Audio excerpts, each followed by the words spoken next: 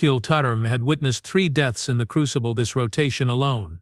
The Dravenix warrior, a species renowned across 17 sectors for their combat prowess, had lasted 47 minutes before the gravitational anomaly in Sector 7 crushed his exoskeleton like paper. The Yorth infiltrator, whose people could phase through solid matter, had succumbed to the thermal vents in the canyon networks. Most recently, a Kresh demolitions expert had miscalculated the plasma saturation in the northern highlands and simply ceased to exist. All 3 had been veterans. Elite soldiers from civilizations that had conquered star systems, and the Crucible had swallowed them without ceremony, which made the scene before Kiltarum utterly incomprehensible. Checkpoint 7, a human female bellowed, her voice carrying across the scorched valley despite the howling atmospheric processors. Vex just hit checkpoint 7. That's the record, people. Through his observation scanner, Kiltarum watched the human-designated Vex pump both fists in the air while dangling from a cable over a pit of molecular acid. The human then proceeded to swing himself toward a crumbling rock formation with what could only be described as enthusiasm. "This species is defective," Morthana muttered beside him. The Zelakorth administrator's thermal pits glowed with agitation. "We should never have accepted their application to the Galactic Defense Initiative." Kiltarum's 4 eyes tracked another human. This one called Rain as she literally ran across a field studded with gravitic mines, each capable of imploding a small starship. She was laughing. Actually laughing while dodging death with microsecond timing. The council approved their inclusion. Kiltarum reminded his colleague, "We cannot revoke access to training facilities based on behavioral anomalies." Behavioral anomalies? They've named the acid pits. They call the thermal zone the Spicy District. Morthana's chromatophores rippled through distressed patterns. Yesterday, one of them tried to ride a plasma geyser. For Kiltarum couldn't argue. In his 60 cycles managing the Crucible, he'd never encountered anything like humans.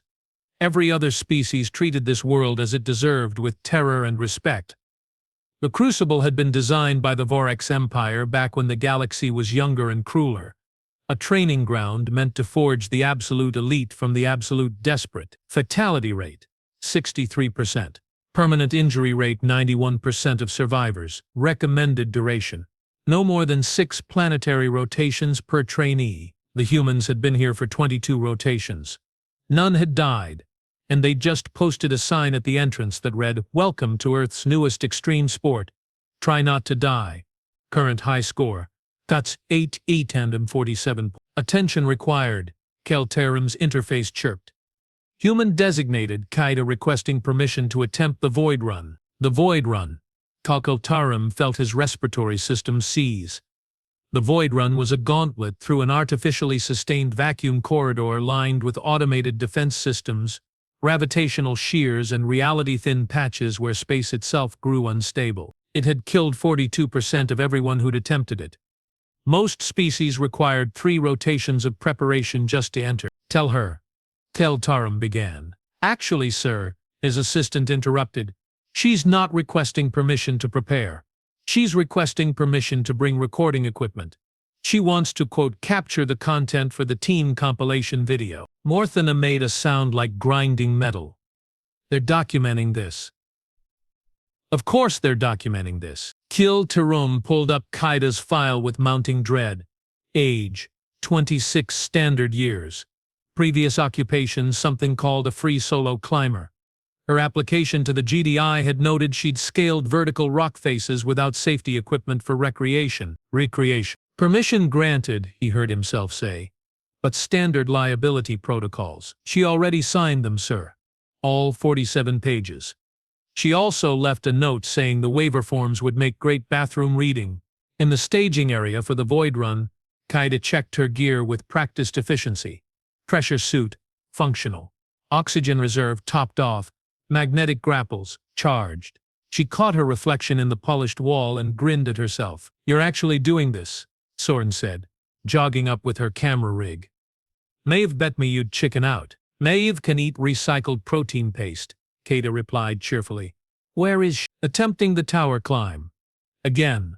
She's determined to beat Ryan's time."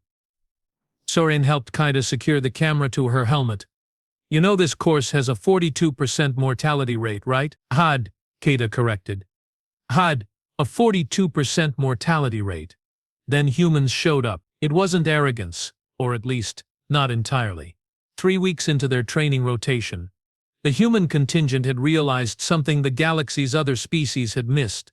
The Crucible wasn't actually trying to kill them efficiently. It was trying to test them. Every trap, every hazard, every death-defying challenge had a solution. The path through the other species approached it with dread, moving slowly, cautiously, treating every decision as potentially lethal. Humans treated it like a puzzle, a very dangerous, very exciting puzzle. Current standings? Kaida asked, bouncing on her toes. Soren consulted his datapad. Vex is still in first place with 1,847 points. Reigns at 183, you're third at 117,970. But if you complete the void run without using your suit's emergency thrusters, that's a 200-point bonus. So 11990, putting me in first place. If you don't die. Details. Kaida approached the entrance. A circular portal that opened onto absolutely nothing. Beyond lay perfect vacuum, and somewhere in that emptiness a path only sensors could detect. How's the documentary coming? Vex finished editing the near-death experiences, a retrospective, yesterday. We're calling it Episode 3.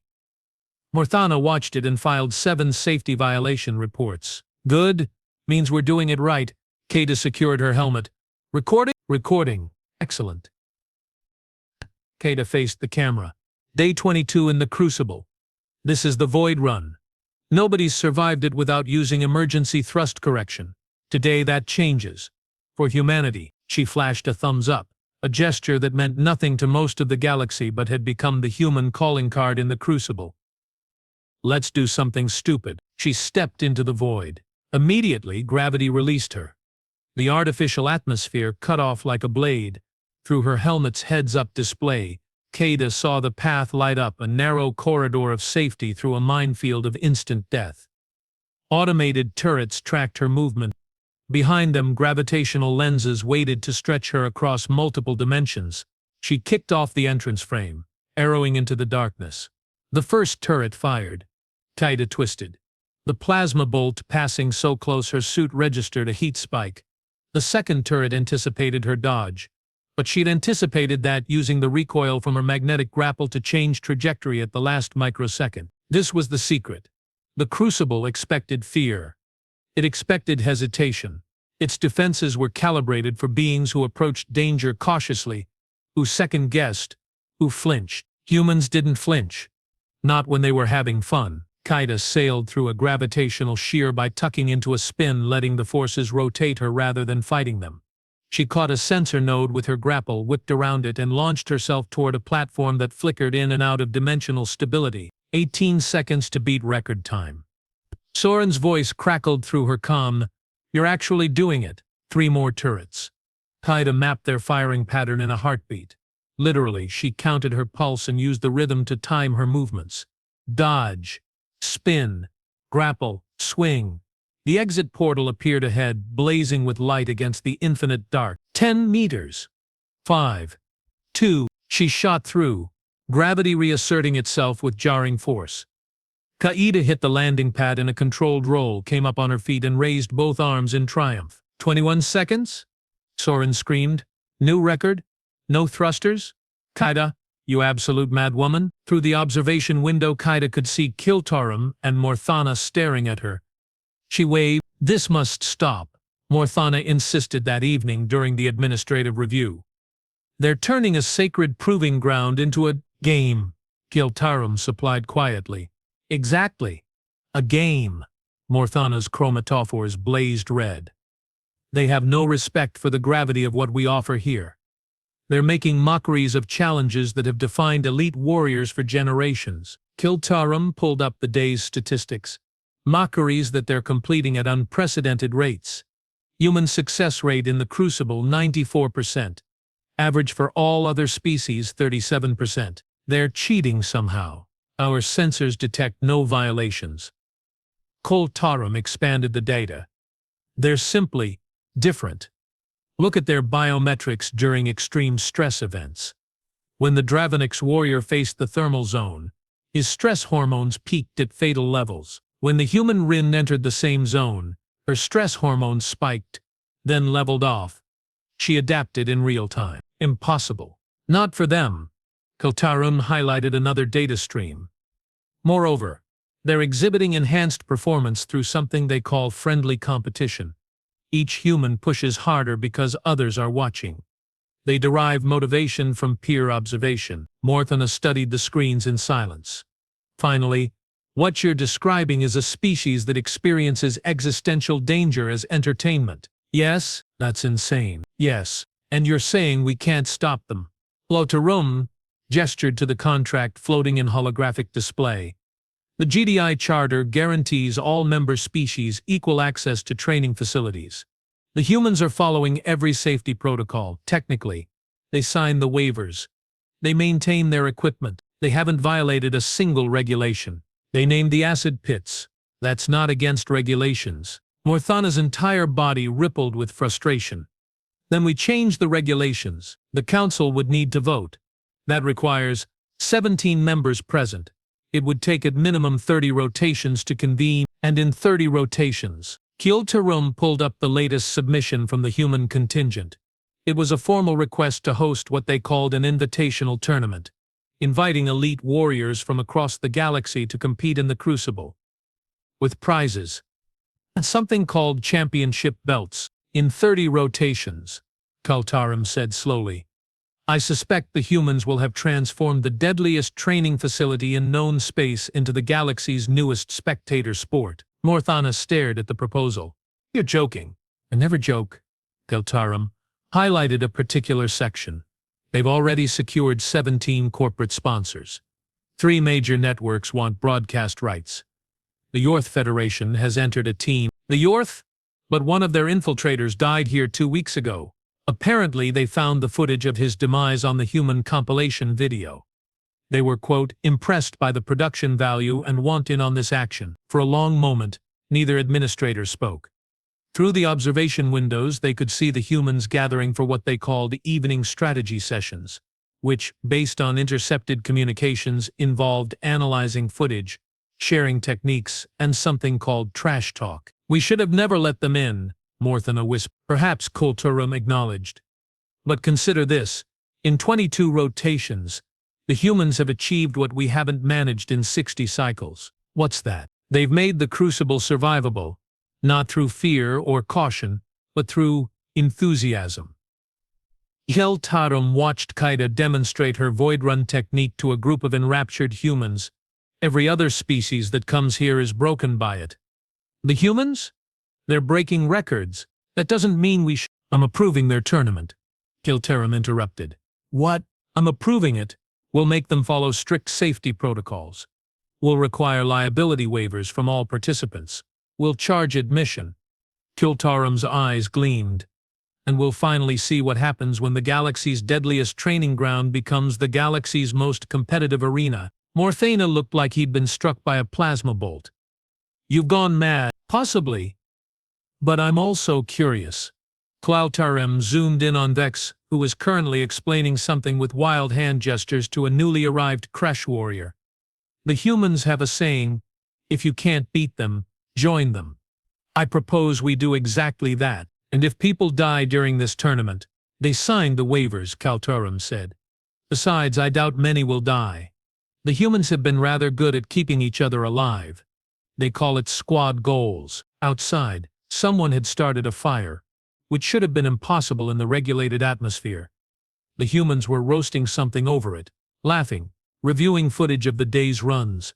Tomorrow, they'd wake up and throw themselves at death again, and they'd do it with smiles on their faces. Kaltarum downloaded the tournament proposal to his personal files. Humanity had been in the galaxy for less than 1 standard year, and they were already rewriting the rules. He suspected this was only the beginning. The first Crucible Invitational drew participants from 47 worlds. Kaita stood at the entrance to the main arena 3 months later, watching the assembled warriors with barely concealed glee. There were Dreveniks in full combat shells, Yorth infiltrators with their phase-shifting equipment, Kresh demolition experts, Oryx shock troopers and at least a dozen species she couldn't immediately identify. All of them looking at the humans with expressions ranging from confusion to outright disdain. "Think they're ready?" Vex asked, appearing at her shoulder. He'd spent the last month running training sessions for interested participants, a development that had given Calterum what he called administrative fits. "They signed up," Kada replied. "That means they're willing. Ready is something else." Harsh, honest. She studied the competition brackets displayed on massive screens. "We've been here for 5 months. We know this place like we know our own ships. They're walking in cold. That's what qualifiers are for." Vex grinned. "Speaking of which, have you seen the betting pools? Are they legal?" "In 17 systems, yes. In 12 others, we're operating in gray areas. The Yorth Federation officially banned gambling on the tournament, then immediately set up an underground network that's now processing more credits than their planetary GDP. Kaida laughed. It was all so perfectly absurd. The Crucible, designed to forge warriors through suffering, had become the hottest entertainment property in 3 sectors. Koltarum had hired additional staff just to process media requests. Corporate sponsors had plastered logos across every available surface, and the humans, they'd become celebrities. "Reen's doing interviews," Vex continued. "Something about the warrior spirit in you. Soren's editing highlight reels. Maeve set up a merch stand. Merch? T-shirts. Mugs. One says, 'I survived the Crucible and all I got was this lousy mug and severe psychological trauma.' That's horrible. They're sold out," a chime echoed across the arena. Kilturum's voice followed, amplified through the facility's speaker system. "Participants, please proceed to your designated staging areas. The opening ceremony begins in 20 standard minutes." Kaida felt her pulse quicken, not from fear but from anticipation. This was it. This was what they'd been building toward. Not just competing, but showing the entire galaxy what humans could do when given something truly impossible to overcome. "Time to make history," she said. "Time to make content," Vex corrected. "Massive, viral, sponsorship-attracting content." They bumped fists and headed to the human staging area, where their team was already assembled. The opening ceremony was a spectacle. Kalakal Tarim had spared no expense, probably because 17 corporate sponsors were breathing down his neck. Holographic displays showed footage from the Crucible's history. Warriors fighting, struggling, dying. It was meant to be sobering. The humans broke out snacks. "Is that popcorn?" Morthana hissed in the control booth. "It's a human custom," Kaltarum replied, wearily. "They eat it while watching things. They're eating while watching footage of people dying. Yes, I hate this species." "Understandable." Kaltarum pulled up the event schedule. "But look at the viewership numbers. We've got live feeds broadcasting to 230 worlds. This tournament has more attention than the last 3 Galactic Defense Initiative summits combined." On screen, Kaida stepped forward as the human representative. The arena fell silent, relatively silent. Some Chris warriors were still arguing about team composition, and a group of Draveniks were making unsettling clicking sounds that might have been their version of laughter. "Welcome to the Crucible," Kaida began, her voice carrying through the artificial acoustics. "For those of you who don't know me, I'm Kaida, current points leader of the human contingent. 3 months ago, my species arrived at this facility expecting elite military training. We also found something else." She gestured at the screens showing the Crucible's challenges. "Every species here has approached this place the same way, with respect, with fear, with the understanding that it might kill you. And you know what? You're right. It probably will try. The Crucible is designed to be lethal." Murmurs of agreement rippled through the alien contestants. "But here's what we learned," Kaida continued, her grin widening. "Death is only scary if you let it be. The Crucible is only impossible if you believe it is. And competition makes everything better." She pulled out a small device, her personal data pad, and projected statistics into the air. Human success rate in the Crucible, 97%. Injury rate, 42%. Fatality rate, 0. 0. Do you know why? Because we don't treat this place like an enemy. We treat it like a really dangerous playground. The aliens stared. The humans cheered. "So here's my challenge to all of you," Kata said. "Don't just try to survive, try to win. Race us.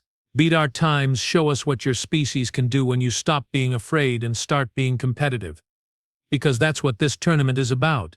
Not proving who's the toughest warrior, proving who wants it more." She stepped back, and Vex took her place. "Also," he added casually, "we're streaming everything. Live to the entire galaxy. So if you wipe out spectacularly, millions of people will watch. Try not to make it embarrassing." The Dravenix contingent erupted in outrage. Several Yorth flickered in agitation. A Kresh warrior threw what might have been their version of a rude gesture. The humans just laughed. Kelturum activated his communication link. "Begin the qualifiers." The first event was the Canyon Run. 3 kilometers of treacherous terrain, gravitational anomalies, and automated defense systems. Standard time to complete 18 minutes. Acceptable casualty rate 15%. The qualifiers would take the top 64 competitors into the main bracket. "Contestants, take your marks," Kelturum announced. At the starting line, warriors from dozens of worlds jostled for position. The Dravenix favored the center, relying on their armored bulk. The Yorth clustered toward the sides, planning to phase through obstacles. The Kresh spread out, preferring independent approaches. The humans lined up at the very back, looking relaxed. One of them, a new recruit named Tor, was doing stretches. "On your mark." The warriors tensed. "Set." Weapon systems activated. Tactical displays lit up. Hearts pounded, or whatever equivalent organs the various species possessed. "Go!" The canyon erupted in chaos. The Dravenix charged forward like an armored wave, plowing through the initial obstacles with brute force. The Yorth slipped between dimensions, avoiding hazards entirely. The Kresh moved in coordinated units, covering each other's advances. The humans waited 3 seconds. Then they moved. Rin took the lead, reading the terrain like she'd designed it herself. She'd run this canyon 47 times in practice. She knew every rock, every pit, every turret placement. Behind her, the human team moved in perfect synchronization, not because they'd been trained to, but because they'd spent months learning to trust each other. At the first major obstacle, a gravity well that had swallowed 6 contestants in previous runs, the Dravenix attempted to power through. 3 of them were immediately pulled down, their emergency extractors activating. The Yorth tried to phase past but found the well extended into multiple dimensions. They scattered, wasting precious seconds. Rin ran straight at it. At the last possible moment, she leaped, caught a handhold on an overhanging rock, and swung herself around the gravity well's edge. The other humans followed her path exactly. "Humans take the lead at the quarter mark," the announcer, a Vorex named Kethrix, who'd apparently found his calling in sports commentary, bellowed. "This is unprecedented." In the control booth, Morthana watched the displays with something approaching disbelief. "They're not even using their full equipment loadouts. They don't need to," Kelturum replied. "Watch their biometrics. Elevated heart rates. Yes. Adrenaline spikes. Certainly. But stress hormones? Minimal. They're enjoying this." At the halfway point, a Yorth infiltrator named Sivax managed to catch up with Rhine through aggressive phase shifting. For one glorious moment they ran side by side. Rin grinned at him. "Good hustle." Sivax, who had never been complimented by a competitor during a deadly run before, was so surprised he nearly materialized inside a rock. He recovered, but the moment of shock cost him 3 seconds. The final stretch was the turret gauntlet. Automated weapons calibrated to predict and intercept running patterns. It had an 82% hit rate. Most competitors took it slowly, using cover, advancing in careful increments. Rin sprinted straight down the middle, her movements chaotic and unpredictable in a way that targeting computers couldn't model.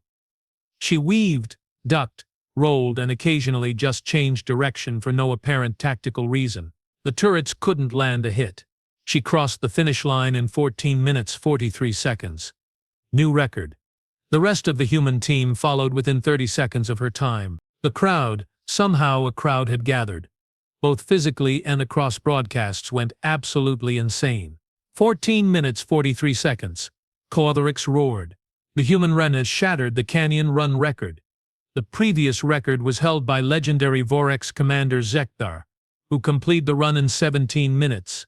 Zekthar took 3 years to train for that run. Ren has been in the Crucible for 5 months. In the stands, Zeksan, now elderly and retired, stood and offered what might have been a salute, or possibly a rude gesture.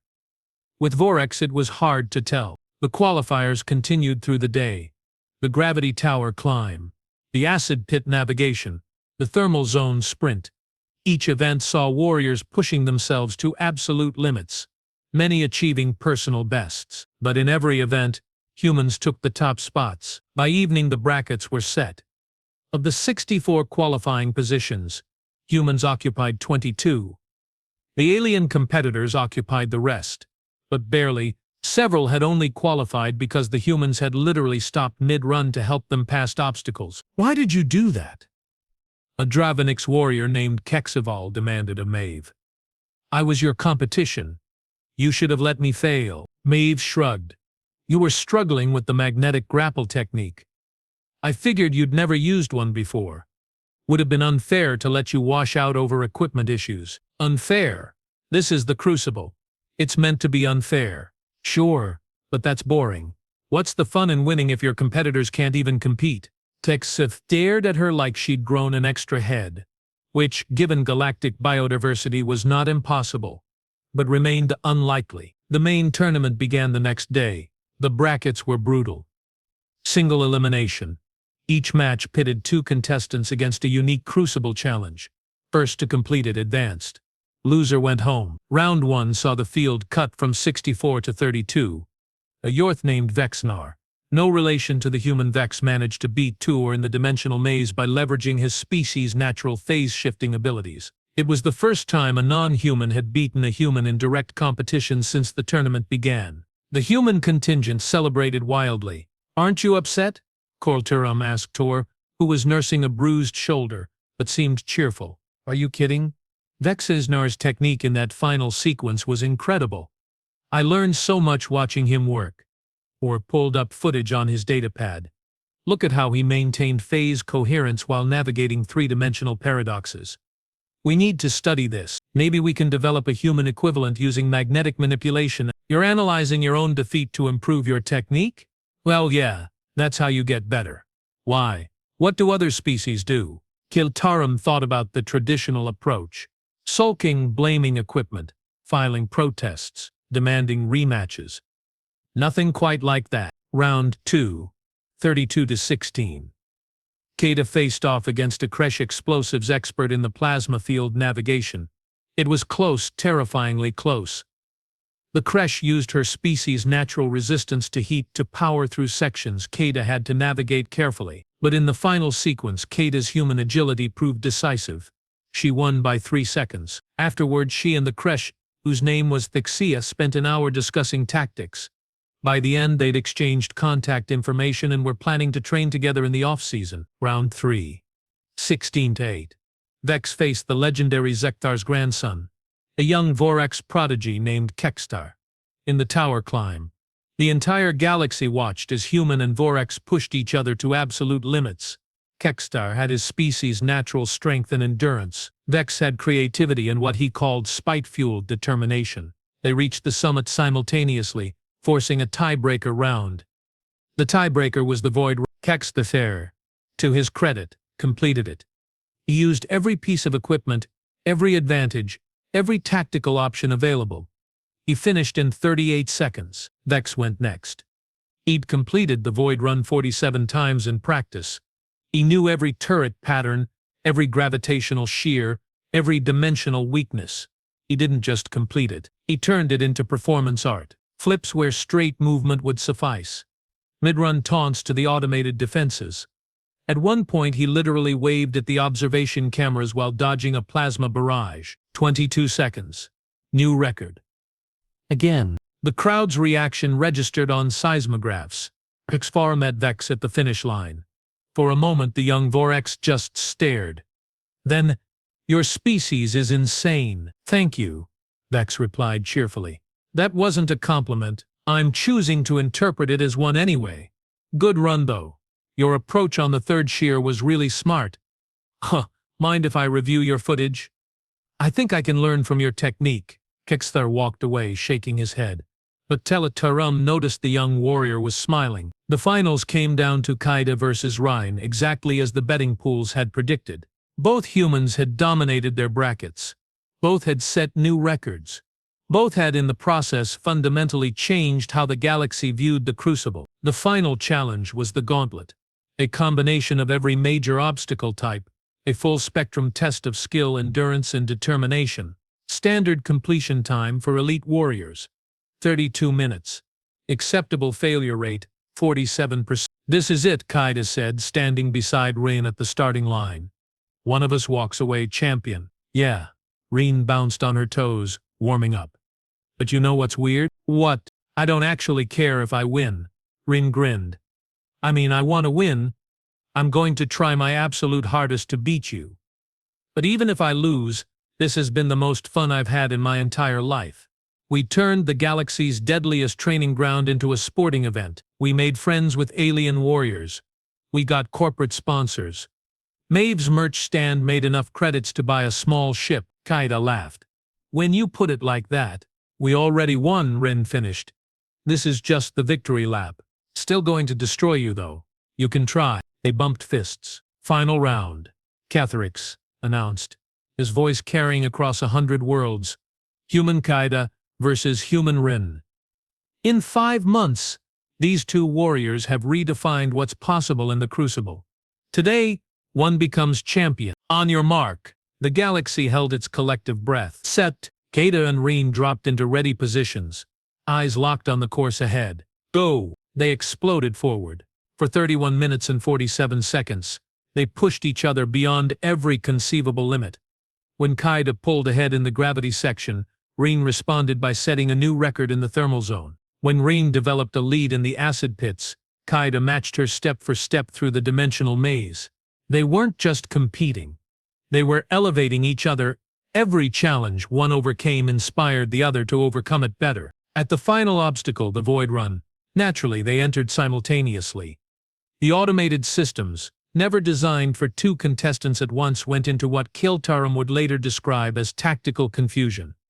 The turrets divided their targeting protocols. The gravitational shears tried to track both runners. Kaida and Rin navigated it together, covering each other's angles, calling out hazards, moving with the kind of coordination that only comes from months of training side by side. They hit the finish line within 1/10 of a second of each other. The crowd lost its collective mind. Photo finish. Catharix screamed, "We need center review. This is wait!" The humans, because instead of arguing about who'd won, Kaida and Rin were hugging at the finish line, laughing, both talking too fast about the run they'd just completed. The censor review came back. Rin by 0.08 seconds. Rin was declared champion. Kaida took second. The third-place match, won by the Yorth Vexnar, seemed almost anticlimactic by comparison. At the awards ceremony, Rin stood on the podium holding what the humans called a championship belt, a gaudy piece of metalwork that had cost more credits than some starships. She raised it overhead, then immediately handed it to Kaida. "Share?" she asked. Kaida grinned. "Share." They held it together. The crowd, which by now included representatives from what seemed like every major civilization, cheered until Kaltarum worried about structural damage to the facility. 3 days later, Kaltarum found Kaida in the human staging area, reviewing footage of the final run. "Planning your defense strategy for next year's tournament?" he asked. "Planning on how to make next year's tournament even better," she corrected. "We're thinking team events. Maybe a relay format.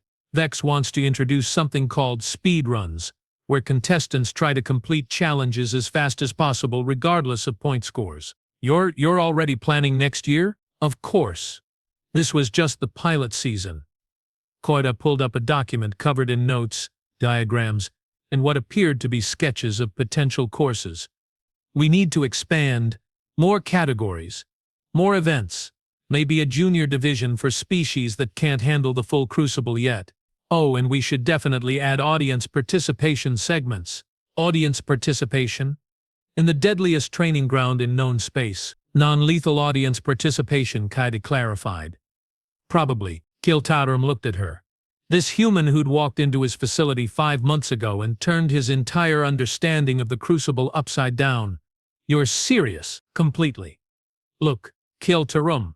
What we learned here isn't just about humans being good at the Crucible.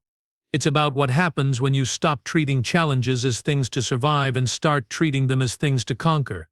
As things to enjoy. She gestured at the screen showing highlights from the tournament.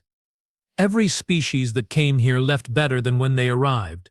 Not just because they trained, but because they competed. Because they pushed each other. Because they learned that the thing they thought was impossible, it was just really, really hard. And you think we should continue this? Make it permanent. I think you should make it bigger.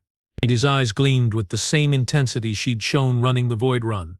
The galaxy needs this. Not just warriors training, but people coming together, competing, learning from each other, making the impossible possible through sporting events. Through sporting events, Kaida confirmed. Plus, you've seen the revenue numbers. The Crucible made more credits in the last month than in the previous 10 cycles combined. That's true. Kill Tarum pulled up the financial reports. Ticket sales, broadcast rights, merchandising, Kaida repeated. Muiv's already designing next season's line. We're thinking holographic training modules people can use at home. Survive the Crucible in your own living space. The liability waivers will be spectacular. Despite himself, Kal Tarim felt something like excitement building. The Crucible, his Crucible, had been a place of necessary suffering, a tool for forging warriors through hardship. But the humans had shown him something different. They'd shown him that suffering didn't have to be endured. It could be conquered. And conquering it could be... I'll bring the proposal to the council, he heard himself say. Kaida's grin could have powered a small star. Excellent. We'll need their approval for the expansion plans. Dex thinks we can franchise this. Crucible training grounds across the galaxy, all feeding into an annual championship tournament. The Galactic Crucible Cup, that's ambitious. That's humanity, Kaida replied. We don't do anything halfway. Especially not when there's a trophy involved. She stood, offering her hand in the human gesture of agreement. Kal Tarum had learned enough about humans to know what this meant. He extended his primary manipulator. They shook on it. Outside, the Crucible waited, still deadly, still dangerous, still capable of killing the unwary.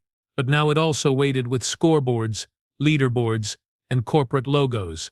The deadliest training world in the galaxy had become the greatest sporting venue in known space, and somehow, despite all logic and reason, that felt exactly right. Kal Tarum watched Kaida leave, already talking rapid-fire into her communicator about next season's rules changes and expanding the demographic reach. Through the windows he could see other humans gathering. Some still running practice courses, others reviewing footage, all of them laughing and competing and turning death itself into entertainment. Morthona appeared beside him, looking haggard.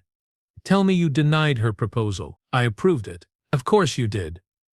Morthona stared at the humans. You realize what we've done? We've given humanity validation that their insane approach to mortal danger is not only acceptable but profitable. Yes, they're going to apply this philosophy to other things now, other training grounds, other challenges. Before you know it, humans will be turning every deadly scenario in the galaxy into a competitive sport. Probably. And you're fine with this. Kal Tarum thought about it, really thought about it. And then he looked at the screens showing the tournament's final viewer count, 2 billion beings across 300 worlds.